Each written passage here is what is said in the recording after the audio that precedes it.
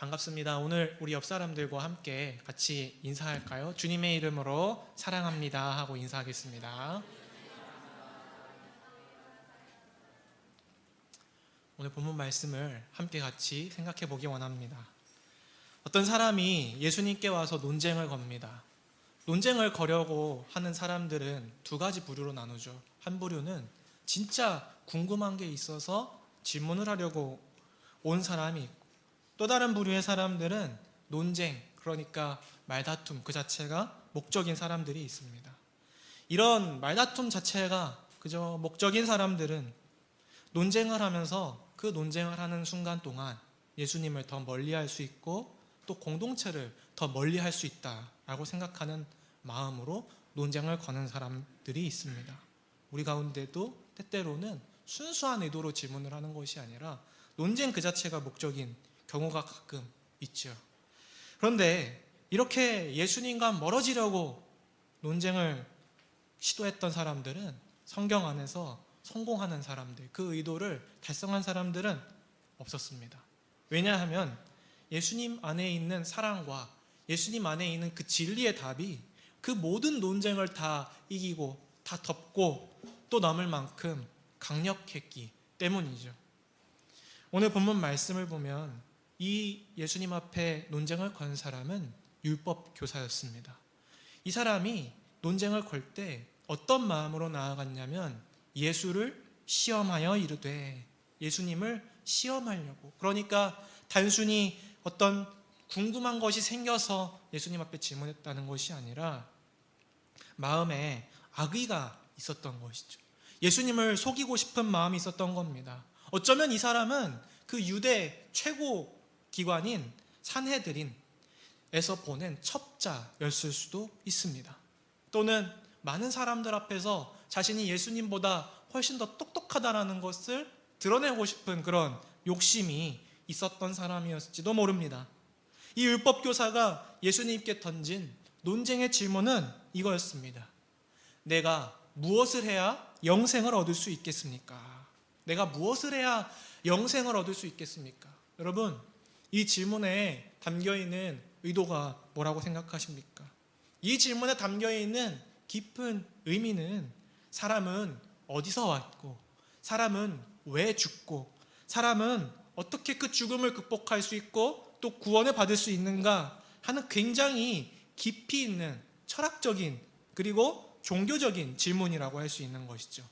그래서 이 수많은 사람들이 질문을 던져왔으나 세상 가운데서는 온전한 답을 얻지 못한 이 어려운 질문을 던짐으로써 이 율법교사는 자신이 그 앞에 있는 예수보다 감히 율법과 성경을 더 잘 알고 있으니 자신이 그 앞에 있는 사람을 압도할 수 있다라고 생각해서, 그 우위의 점에 있다라고 생각해서 이 질문을 고르고 골라서 예수님께 던진 거예요.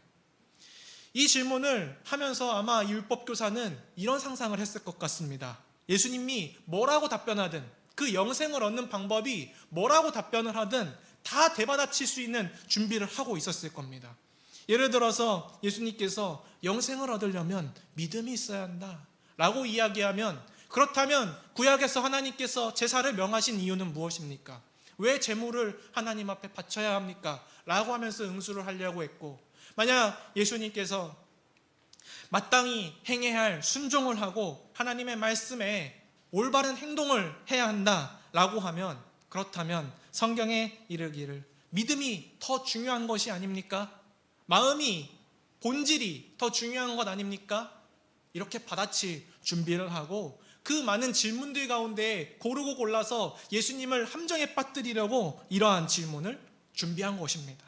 이 사람은 율법 교사였고 신학 전문가였고 또 어떤 질문을 하든 빠져나갈 수 있는 것을 보여주고 싶어서 안달이 나 있는 그런 사람이었습니다. 그런데 예수님은 이 율법 교사가 쳐놓은 그 함정에 빠지지 않고 오히려 역으로 대받아쳐서 질문하시죠. 율법에 뭐라고 기록하고 있느냐? 율법에 뭐라고 기록하고 있느냐? 아마 이 순간에 율법 교사는 굉장히 당황했을 거예요. 바로 대답을 할 줄 알았는데 답을 하지 않고 다시 질문을 하시니, 그런데 예수님의 이 역 질문은 매우 날카로운 질문이었습니다.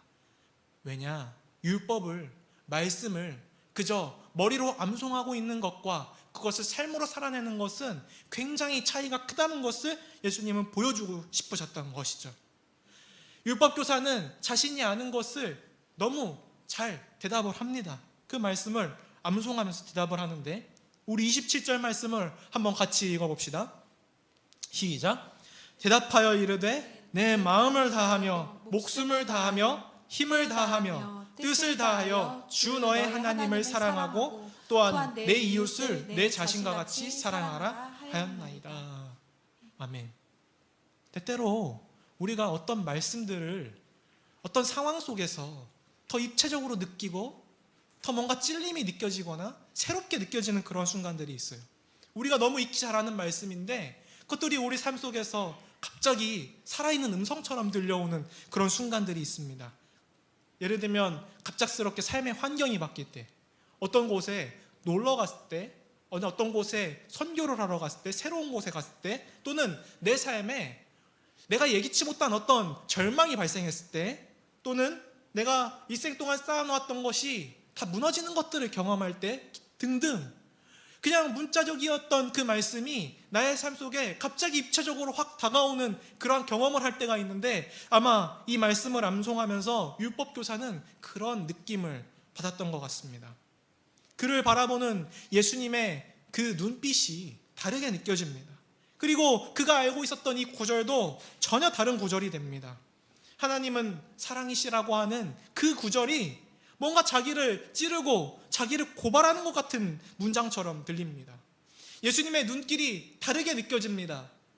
길 가다가 구걸하는 거지를 보고 외면했을 때 그 거지가 떠오르고, 또 내가 일을 잘 못한다고 핀잔 주었던 회사 막내의 눈빛이 그 예수님의 눈빛에서 떠오르고, 또 내가 임신했다고 차별하고 또 회사에서 해고했던 그 사원의 눈빛이 떠오르고 등등, 다양한 내가 사회에서 무시했던 사람들의 그 눈빛이 예수님의 눈빛에서 느껴지는 걸 경험했을 것 같습니다. 율법교사는 이 사랑과 영생에 대한 그 철학적인 대화를 나누고 싶었고 거기에 굉장히 해박한 사람이었어요.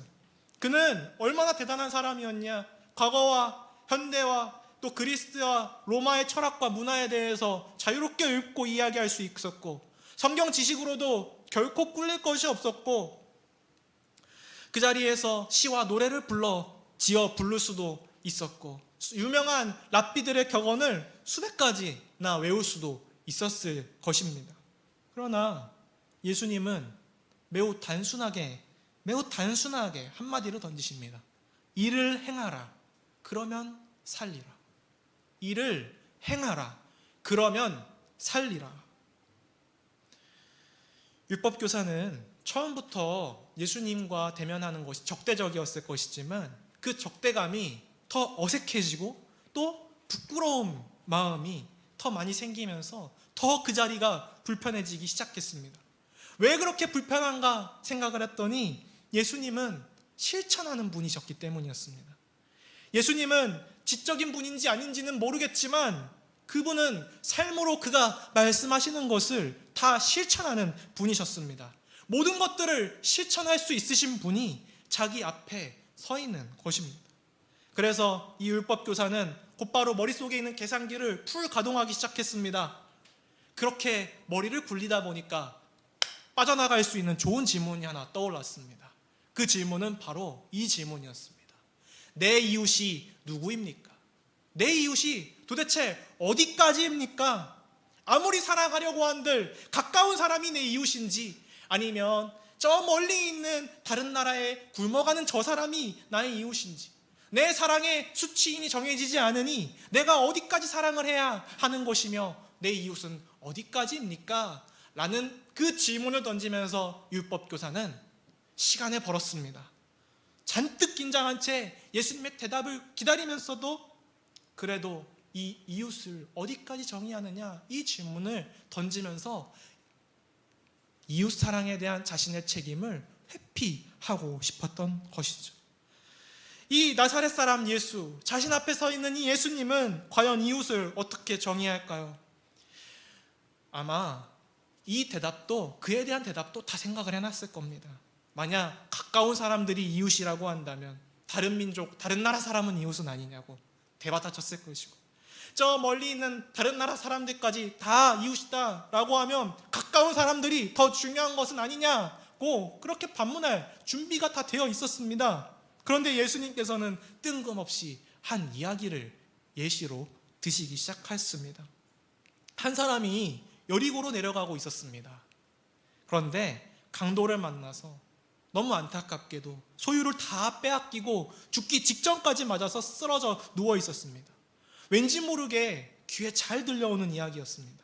이 길 가다가 강도 맞아 쓰러진 그 행인은 꼼짝없이 자기는 이제 죽었다라고 생각하고 누워 있었어요. 그런데 저 먼 길 끝에서부터 사람의 형체가 보이기 시작하더니 점점점 가까워져 오는데 그 사람의 복장을 보니까 살았다 이제. 왜냐? 성직복을 입고 있었고 그는 분명히 십중팔구 제사장이었기 때문이었습니다.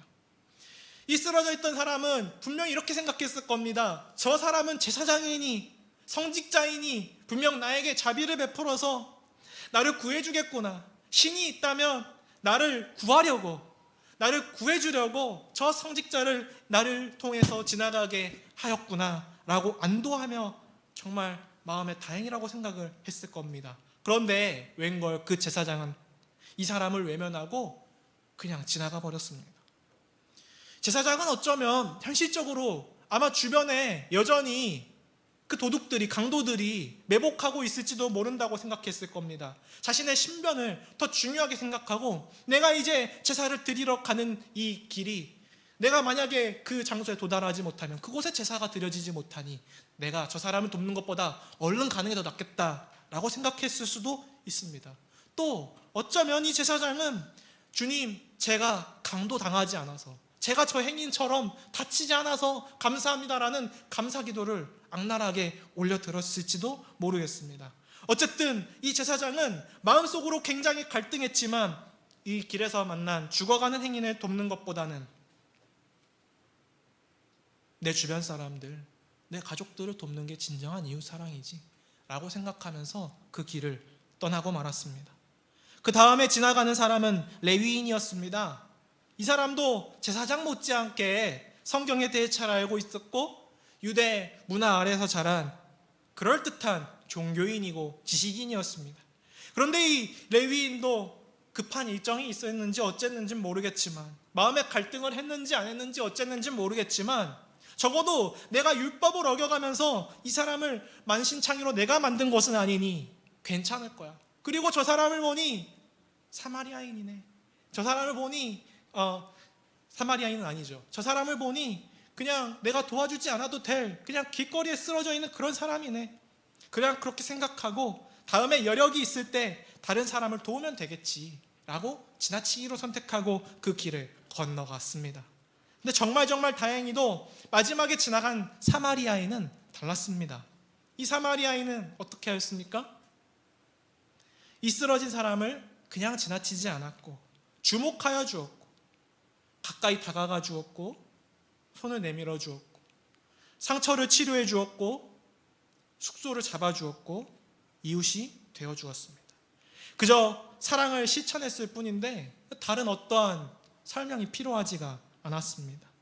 구구절절히 사마리아인이 왜 이렇게 했고 왜 저랬고 왜 어쨌고 저쨌고 더 이상 설명이 필요가 없었습니다.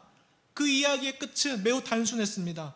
가서 너도 이와 같이 하라. 사랑하는 청년 여러분, 오늘은 이웃사랑의 주일입니다. 그래서 교회적으로 이웃사랑의 주일을 기념해서 좀 전 2시까지, 12시부터 2시까지 부스를 열어서 이웃돕기 벼룩시장을 했어요. 그래서 그 수익금을 우리 지역사회의 기초생활수급 탈락자분들에게 전달하려고 하는 그런 기부하는 시간을 가졌는데요. 근데 우리 분당당학교에서는 오늘 하루만 이웃사랑을 실천하고 있는 게 아니죠. 반찬을 만들어서 한부모 가정에 전달하고 또 보육원에서 또 청소와 섬김으로 아이들을 돕는 봉사를 지속적으로 평일에도 또 진행하고 있습니다. 우리 청년부도 조금이라도 이 이웃사랑에 동참하게 하고자 어제 이제 카톡방에 이제 글을 올리고 또 많이 이제 와달라고 그렇게 요청을 했었는데요. 오늘 이 이웃사랑의 주일이어서 이웃사랑에 대해서 한 번 더 생각해 볼 수 있어서 또 우리의 마음을 모을 수 있어서 너무 좋고 또 감사하다고 생각했습니다. 근데 중요한 것은 오늘 한 번의 이 행사가 아니라 우리가 돌아가서 우리의 삶의 방향성이 바뀌는 것이 훨씬 더 중요하겠죠. 하나님을 사랑하고 이웃을 사랑하라는 이 계명, 우리가 너무나도 잘 알고 있는 성경의 핵심 진리 아닙니까? 머리로 아는 것을 실천하는 것이 얼마나 어렵습니까? 이 율법교사가 예수님 앞에서 한마디도 하지 못했던 것처럼. 예수님이 말씀하시는 것은 우리 삶 속에서 우리의 믿음이 이웃사랑으로 드러나지 않는다면 무용지물이라는 것을 분명히 말씀하고 계시는 겁니다. 우리가 너무 잘 알고 있기에 또 너무 당연하다고 또는 때로는 생각하기 때문에 행동으로 실천하지 않고 그냥 많이 지나가진 않습니까? 율법교사처럼 누가 내 이웃인데 저 사람까지가 내 이웃이야? 라고 생각하면서 그 이웃의 바운더리를 생각하면서 시간을 허비하면서 또 변명과 또 핑계를 재생산하는 편을 오히려 선택하진 않으십니까? 한편으로 예수님의 이 비유에서 우리는 여러분들은 또 어떤 인물에 가장 좀 감정이입을 하셨는지 모르겠어요. 저는 제가 목사이다 보니까 제사장과 레위인의 감정이입을 많이 했었는데 마음의 찔림을 많이 느꼈는데요. 내가 말씀을 알고 있는데 행동을 하지 못하니 그런 생각이 들 수 있습니다. 내가 제사장 같고 레위인 같아서 말씀을 잘 알고 있지만 그래서 내가 길 가다가 만난 그 거지들이나 또는 내가 직장에서 나에게 도움을 요청하시는 그런 잘 모르는 후임들 그리고 막내들 그리고 또 학교에서 시시콜콜한 것까지 다 물어보는 이 새내기들 또는 후배들 이런 친구들에게 대할 때도 참 내 인생도 참 간수하기 힘든데 내 인생 건사하기도 참 힘든데 참 힘들게 한다면서 뿌리쳤던 자신의 모습을 어쩌면 이 말씀을 보시면서 떠올리셨을지도 모르겠습니다. 근데 우리가 잊지 말아야 할 사실이 하나 있습니다. 비유 속에 우리의 모습이 어쩌면 제사장이나 레위인이 아니라 우리의 모습이 때로는 강도 맞아 길가에 쓰러져 있는 행인이 될 때도 인생을 살아가다 보면 그럴 때도 있다. 정말 그렇게 우리 삶이 위태로울 때가 분명히 있다. 도로를 달리다가요, 제가 운전을 하다가 사이렌 소리가 막 나는 거예요. 그래서 사이드미러로 어디서 차가 오나 이렇게 지켜봤는데 그 차가 오는 그 길 가운데 홍해의 기적이 이렇게 열리는 걸 목격했어요. 그걸 보면서 저도 이제 비켜주면서 무슨 생각을 했냐면 참 우리나라가 참 시민의식이 좋구나 이런 생각을 하면서도 만약에 내가 예를 들어서 심장마비가 온다거나 아니면은 어떤 위독한 병이 걸려서 내가 저 앰뷸런스를 탈 수도 있는 거 아닙니까? 그때 내가 수도권 안에 살고 우리나라 안에 있으면은 나도 그렇게 많은 사람들이 나를 위해서 길을 비켜주겠구나 이런 생각이 들면서 마음의 안도감이 들더라고요. 내가 그 상황에 놓여 있다고 하더라도 나를 돕는 손길이 있을 거야 라는 그러한 생각이 드는 사회, 서로가 서로를 붙들어주고 생각해주고 관심 가져주는 사회가 하나님께서 기뻐하시고 또 이웃사랑이 실현되고 있는 그런 사회가 아닐까요? 우리도 그런 상황에 언제든지 처할 수 있고 또 도움을 또 받을 수 있다는 걸 생각할 수 있고 또 느끼게 해줄 수 있는 삶을 살아갔으면 좋겠습니다. 강도 맞아 쓰러진 행인이 바로 우리의 모습과도 어쩌면 같을 수도 있다라고 한다면 또 오늘 비유 안에는 예수님 닮은 사람이 등장합니다. 바로 누굽니까? 선한 사마리아인이죠. 자세히 보면 예수님과 사마리아인의 모습이 굉장히 많이 닮아 있는 걸 볼 수 있습니다. 사마리아인이 강도 맞아 쓰러진 행인을 보고 어떻게 했습니까? 불쌍히 여기고 가까이 다가가 돌본 것처럼 예수님도 죄인인 우리들을 돌보고 또 불쌍히 여겨주셨죠. 또 가까이 다가와서 돌봐주셨죠. 사마리아인이 자신의 돈을 들여 이 쓰러진 자를 도왔던 것처럼 예수님도 자신의 피로 우리의 죄값을 대신 지불하여 주셨습니다.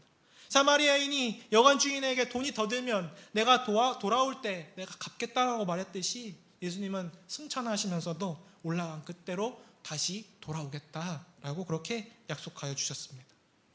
사랑하는 우리 청년 여러분, 이웃을 돕는 것은 어쩌면 굉장히 어렵게 느껴질 것입니다. 저도 이웃을 돕는 것이 어렵다고 느낄 때가 있어요. 나의 삶도 힘든데 내 인생도 감당하기 힘든데 우리가 왜 도대체 남을 도와야 합니까? 내 이웃을 내 몸과 같이 사랑하라라는 이 너무나도 잘 알고 있는 이 말씀을 왜 굳이 다시 상기하고 또 왜 실천해야 합니까? 만약 그렇게 생각이 드신다면 절망과 죽음 가운데 쓰러져 있는 우리를 그냥 지나치지 않으시고 찾아와 주심, 다가와 주심, 자신의 생명까지도 아낌없이 내어주심, 우리를 일으켜 세워주시고 또 구원해 주신 예수 그리스도를 떠올려 보셨으면 좋겠습니다. 예수님께서 절망 중에 쓰러져 있던 우리를 일으켜 세워주셨기 때문에 이제는 저 선한 사마리아인의 모습이 우리가 본받아야 하는 모습이 되는 것이죠.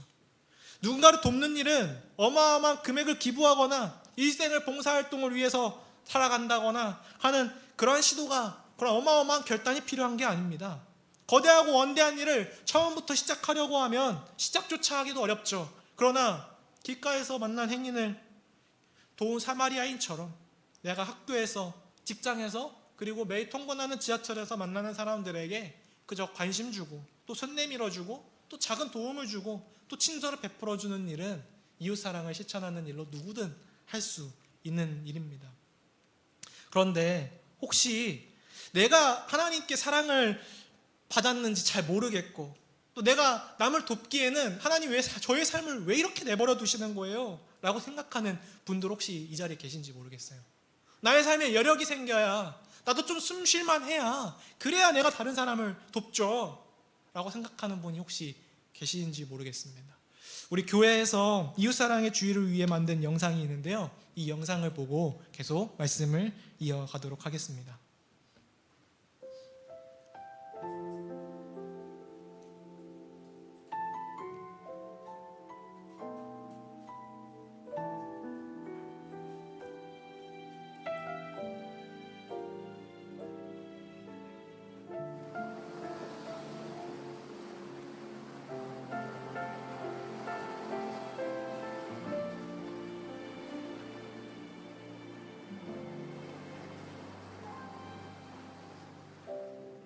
안녕하세요. 이웃사랑부에서 반찬팀을 섬기고 있는 정라영입니다.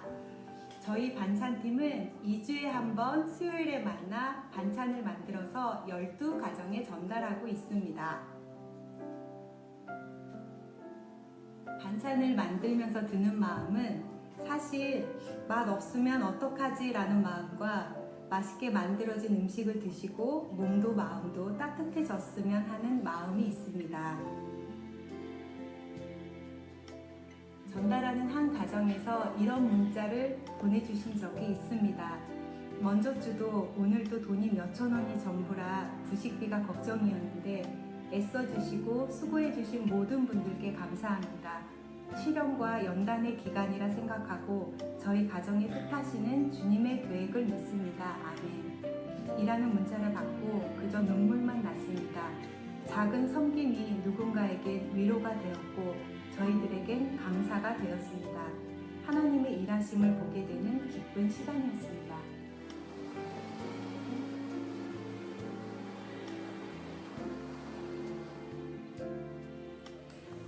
안녕하십니까. 이웃사랑부 기간팀의 조윤정입니다. 저희 기간팀은 한 달에 한 번, 4번째 토요일에 용인에 있는 성심원 남아들의 고아원을 방문하고 있습니다. 그곳에서 우리는 청소와 주변 정리를 하고 있습니다.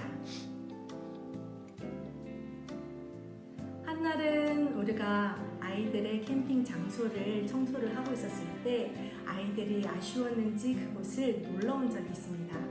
아이들을 잘 못 보기 때문에 저희는 아이들만 보면 반가워요. 너무 예쁘거든요. 아이들과 함께 뛰어놀다가 한 아이가 말하는 거예요. 엄마, 저기 올라가도 돼? 근데 정말 심장이 쿵 했어요. 엄마? 네, 그곳에 있는 아이들은 수녀님이든 생활보사 선생님이든 모두에게 엄마라고 합니다. 아, 우리는 이곳에서 엄마의 역할이었구나, 아빠의 역할이었구나. 엄마, 아빠의 역할처럼 우리는 그곳에서 아이들의 그 자리를 마련해주고 아이들이 놀 그곳을 상상하며 언제나 기쁘게 봉사하고 있습니다.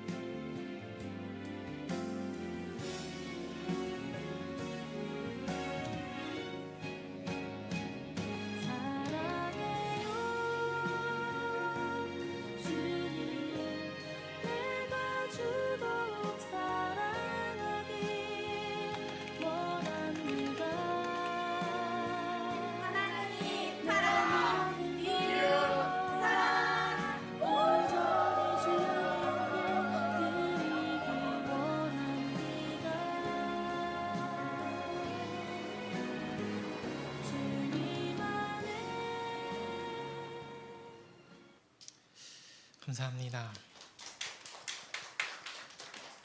참 은혜가 되는 또 많은 섬김을 해주시고 있는 현장을 확인할 수 있는 영상이었는데요. 제가 이 영상을 보면서 특별히 기억에 남는 것은 반찬 봉사를 하신 그 집사님의 간증 가운데에 섬김을 받으신 분들의 그 카톡 내용이었어요. 그분들이 아마 믿지 않으시는 분들일 가능성이 매우 높은데 감사하다고 하면서 하나님을 찬양하고 또 저희 가정에 뜻하신 주님의 계획을 믿는다 라고 하시면서 또 하나님을 고백하는 그러한 내용, 또 그를 통해서 또 봉사하시는 분들이 또 하나님을 만나고 또 경험하는 그 내용을 보면서 단순히 마음에 이 위로를 얻는 것을 넘어서 자신의 그 작은 손길과 섬김을 통해 하나님께서 살아계시고 역사하시고 일하고 계심을 경험하셨을 것이라고 생각이 되어집니다. 여러분, 그 반찬 봉사를 섬겨주시는 우리 집사님들께서 또 보육원에서 섬김과 봉사를 해주시는 성도님들께서 정말 시간이 철철 남아 도셔서 그리고 에너지가 넘쳐나셔서 그 봉사와 섬김을 감당하고 계실까요? 그렇지 않겠죠. 없는 시간, 없는 체력, 힘든 상황, 어려운 상황 속에서 나를 통해서 하나님의 사랑이 전달되는 것을 소원하면서 저 봉사들을 섬기고 계신 거죠. 내가 먼저 나의 삶의 여력을 만들어주시고 물질적으로 부유함을 부어주시고 나의 삶의 여유를 통해서 하나님께서 나의 삶에 함께 해주신다, 나의 삶에 여유를 주신다, 하나님께서 살아계시면 그렇게 먼저 좀 보여주셔야 내가 남을 도울 수 있는 것이 아니라 이웃을 돕고 사랑할 때 그 우리가 너무나도 잘 아는 그 말씀이 우리의 삶에 입체적으로 다가오게 되는 것이고, 그리고 하나님의 사랑을 우리의 오감으로 다시 한번 경험할 수 있게 되는 것이죠. 사랑하는 청년 여러분, 예수님께서 오늘 본문 가운데에 율법 교사에게 요구하셨던 것, 그것은 바로 우리에게 동일하게 요구하시는 것입니다. 하나님의 사랑을 지식적으로 아는 것 또한 체험적으로 또 경험해서 알 수도 있죠. 그러나 우리가 그 알고 있는 그 하나님의 사랑을 우리의 삶의 자리에 가서 행하는 것, 그것을 우리에게 요구하시는 것입니다. 그렇게 할 때 저와 여러분에게 하나님의 살아계심을 그리고 하나님의 역사하심을 더욱더 확실하고 또 입체적으로 경험하게 하실 것이라고 저는 믿습니다. 저와 사랑하는 청년 여러분이 눈과 마음이 늘 우리 이웃들에게 향하고 우리가 할 수 있는 일을 찾아서 우리도 가서 이와 같이 하여서 하나님 사랑과 이웃 사랑을 삶으로 실천할 수 있는 저와 청년 여러분 될 수 있기를 주님의 이름으로 축복합니다. 우리 시간 함께 빛을 들고 세상으로 함께 찬양하고 기도하겠습니다.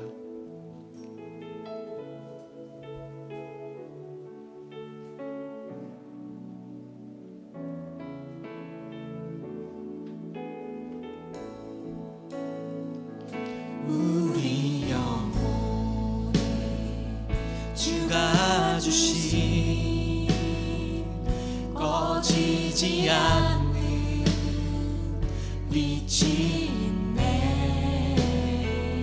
오직 주님께 우리를 드릴 때 그 빛을 밝혀 주시리라. 이제 일어나 소망이 없는 어두운 세상에 나아가라. 내 빛 비춰라. 모두 알도록 빛을 들고 세상으로 빛을 들고 세상으로 우리 마음속에 밝게 빛나는 우리 맘속에 밝게 빛나는 주를 향한 사랑 빛이 있네. 그 빛 모아주게 기도 드릴 때 응답하시리 신실하게.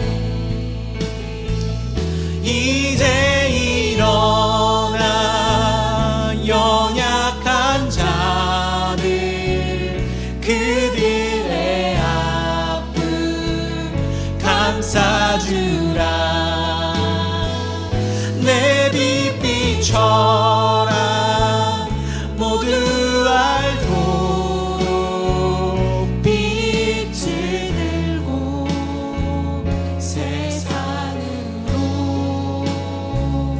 빛을 들고 세상 이제 일어나 소망이 없는 이제 일어나 소망이 없는 어두운 세상에 나아가라. 내 빛 비춰라. 모두 알도록 빛을 들고 세상으로 빛을 들고 세상으로. 우리 시간 함께 같이 기도할 때에 주님, 우리가 가서 이와 같이 행하는 자들이 되기 원합니다. 말씀을 머리로 또 지식으로만 아는 것이 아니라 이 말씀을 행할 때에 우리 삶 가운데 입체적으로 이 말씀이 다가오고 하나님의 사랑이 더 구체적으로 우리 가운데 경험해지는 것을 주님, 우리도 체험하고 또 깨달아 알기 원합니다. 우리도 우리가 일상에서 만나는 사람들에게 우리의 진정한 사랑과 이웃 사랑을 실천할 수 있게 해달라고 우리 함께 같이 결단하면서 들은 말씀을 생각하시면서 같이 기도하겠습니다. 오 놀랍고 은혜가 충만하신 하나님, 오 주님, 우리가 참으로 연약합니다. 우리의 상황이 나아져야만, 우리의 삶이 조금 더 여유로워져야만 주님, 우리가 사랑을 베풀 수 있다고 생각하지만 주님, 우리 언제나 어떠한 상황 속에서나 우리가 만나는 이웃들, 주님, 우리가 비록 비천하고 연약한 상황 속에 놓여 있을지라도 더 힘들고 더 어려운 상황 속에 놓여 있는 사람들을 항상 우리 곁에서 마주함을 봅니다. 주님, 우리가 그들을 바라볼 때마다 나의 삶이 힘드니 너의 삶도 그렇게 힘들고 우리가 그렇게 힘드니 내가 너를 도울 수 없다라고 생각했다면 주님, 우리가 가서 이와 같이 행하여서 하나님의 사랑이 우리 가운데서 그쳐지는 것이 아니라 우리를 통하여 더욱더 흘러가고 하나님의 사랑이 실천되어질 때에 우리의 삶 속에서 하나님의 사랑이 다시 한번 경험되고 재진술되고 다시 한번 우리가 그 사랑을 경험하게 되는 놀라운 일과 역사가 우리 귀한 청년 한 사람 한 사람 가운데 일어나기를 소망합니다. 주님, 우리에게 어려운 숙제와 같지만 주님, 우리가 이것을 숙제라고 여기는 것이 아니라 하나님께서 우리에게 주신 고귀한 명령이자 사명이자 하나님의 자녀로서의 정체성을 가지고 살아갈 때에 당연히 우리 삶 속에서 흘러나오는 것이며 주님, 우리 삶 속에서 하나님, 우리가 마주하는 모든 이들을 대하는 것들이 변화되는 일들이 하나님 날마다 이루어질 수 있음을 주님 경험할 수 있도록 도와주옵소서. 하나님께서 우리를 일으켜 세워주셨사오니 우리도 가서 선한 사마리아인이 되고 우리도 가서 더 힘들고 어려운 상황 속에 놓여있는 이들에게 손 내밀고 그들을 바라보고 그들을 감싸주고 그들을 위하여 값을 지불하여 주고 그들을 위하여 기다려주고 그들을 위하여 다시 돌아갈 수 있는 주님, 저 우리 귀한 청년들 될 수 있도록 인도해 주시옵소서. 그러한 여력과 마음이 없는 이들이 있다면 주님께서 그러한 여력과 하나님 상황과 환경들을 허락하여 주시고 하나님, 우리의 모든 마음을 주님께서 어루만져 주셔서 우리가 다른 이들의 마음을 돌볼 수 있을 만큼 하나님, 아주 조금만큼이라도 주님, 우리 마음 가운데 하나님 그러한 여력과 하나님의 충만한 사랑과 은혜가 우리 가운데 경험될 수 있도록 주시옵소서.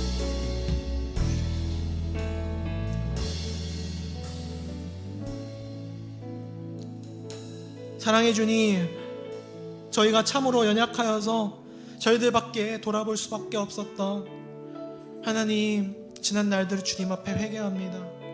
주님, 우리 각자의 상황이 녹록치 않아서 또 힘들어서 또 좌절하고 힘들어하는 우리 지체들이 있다면 주님께서 붙들어 주시고 다시 한번 곁에 있다고, 사랑한다고 또 주님의 사랑하는 음성으로 또 말씀하여 주시고 위로하여 주시고 붙들어 주시고 일으켜 세워 주시옵소서. 주님, 그렇게 일어나서 주님, 이제 가서 세상 가운데서 빛이 되기 원합니다. 소금이 되기 원합니다. 예수 그리스도의 사랑을 들고 서 있고 그 어두운 곳을 비추는 역할을 잘 감당해내기 원합니다. 우리의 힘들어하는 이웃들, 나보다 더 어려운 상황 속에 놓여있는 이웃들에게 예수님의 참된 사랑을 전하고 하나님의 그 놀라우신 한없는 조건 없는 은혜의 사랑을 전하는 하나님, 우리 귀한 청년 한 사람 한 사람 다 될 수 있도록 주님 인도하여 주옵소서. 그 사랑을 가서 실천할 때에 하나님의 사랑이 우리 삶 속에서 다시 재진술되며 우리 삶 속에서 다시 한번 입체적으로 다시 한번 경험되며 우리의 입술로, 우리의 찬양으로, 우리의 삶으로 다시 한번 재고백되는 하나님 놀라운 일들이 일어날 수 있도록 도와주시옵소서. 그렇게 도와주실 줄 믿사오며 사랑이 많으신 우리를 사랑의 자리로 보내시는 우리 주 예수 그리스도의 이름으로 기도 올려드립니다. 아멘. 이제는 우리 주 예수 그리스도의 은혜와 아버지 하나님의 사랑과 성령의 교통하심이 이 자리에 모인 모든 무리 위에 이제부터 영원까지 함께 있을지어다. 아멘.